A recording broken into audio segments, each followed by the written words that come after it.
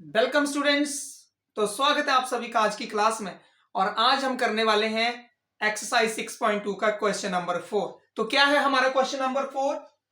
In the figure if DE parallel to AC and DF parallel to AE then prove that BF upon FE equal to BE upon EC। तो हमें क्या given है question में? Parallel lines दे रखी है और हमने ratio को प्रूव करना है। तो हमने ऐसा कहां पे सीखा था? हमने सीखा था बीपीटी में कि अगर लाइंस पैरेलल हैं तो वहां पे रेशियोज होते हैं वो आपस में इक्वल होते हैं। तो हमने बीपीटी का ही यूज करना है यहाँ पे और उसका यूज करके हम इजीली इसको सॉल्व कर सकते हैं। तो क्या करना है आपने जब आप इसको सॉल्व करेंगे? सबसे पहले हमें गिवन में ही हिंट होता है। जब हम ज्योमेट्री के क्वेश्चन करते हैं तो मोस्टली गिवन में ही हमें हिंट मिलता है। तो देखिए हमें इस क्वेश्चन में क्या हिंट मिला है, देखें। DE parallel to AC, DE parallel to AC, ये लाइन जो है वो इस लाइन के पैरेलल है। मींस सबसे पहले आप यूज करेंगे ट्राइंगल ABC को, क्योंकि इस ट्राइंगल के साथ हमें क्या मिला है कि इस ट्राइंगल की ये साइड जो है वो इस लाइन के पैरेलल है। तो सबसे पहले हम इसी का यूज करेंगे। हम लिखेंगे इन ट्राइंगल ABC। कहां से मिला है हमें हिंट? यहां से। क्या है यहां पे? DE पैरेलल टू AC, ये हमें गिवन है। ये लाइन जो है वो इस लाइन के पैरेलल है। बाकी इन दो लाइनों को अभी आप भूल जाइए कि ये दो लाइनें बीच में, इनको भूल जाइए आप। आपको आपकी नजर होनी चाहिए यहाँ पे कि DE पैरेलल टू AC। तो अगर किसी ट्राइंगल के अंदर कोई एक दो लाइनों को, अगर कोई दो साइडों को एक लाइन टच कर रही है और वो थर्ड साइड के पैरेलल है, तो उसकी जो रेशियो बन रही है वो आपस में क्या होगी? इक्वल होंगी। तो देखिए इस साइड से यहाँ पे DE पैरेलल टू AC है तो D पॉइंट है तो BD upon DA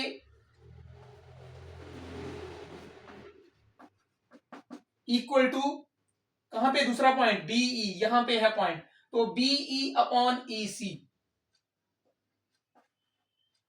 BE upon EC। This is equation number 1 by BPT। ठीक है, जो हमें पहला हिंट दिया था उसमें से हमने ये लिख लिया है। अब हम आते हैं दूसरे हिंट के ऊपर। DF पैरेलल टू AE, ये है DF parallel to AE।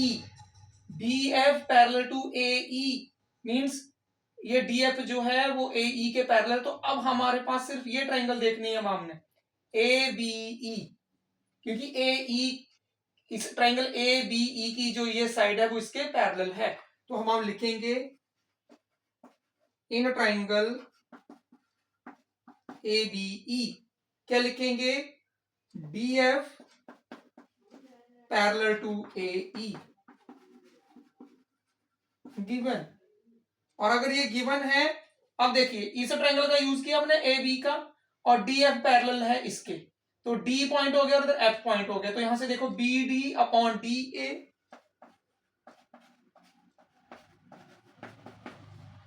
BF upon FE।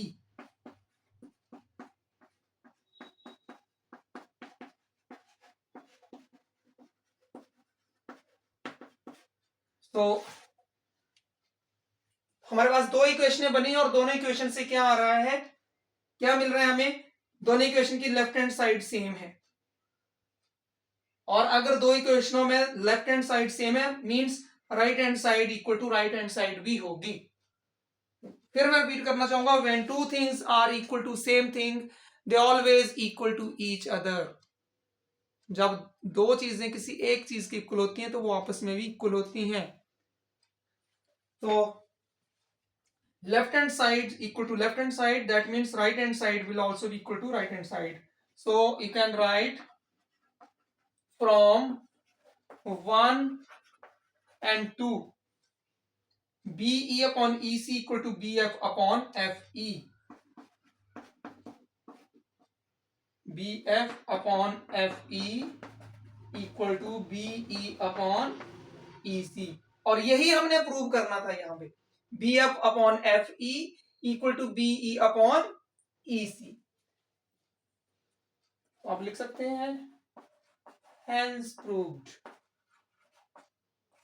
बहुत इजी क्वेश्चन था, एग्जाम में भी बहुत बार आज आया हुआ है ये, और चेक किया जाता है आपको कि क्या आप बीपीटी का यूज कर पाते हैं कि नहीं कर पाते क्वेश्चन के अंदर। तो सभी ने नोट करना है। आई होप सभी को समझ आया होगा कि कैसे हमने यूज किया है बीपीटी का। तो सभी ने नोट करना है, प्रैक्टिस करनी है और अपने आप को परफेक्ट बनाना है। तो आज की क्लास में इतना ही। Thank you, bye bye.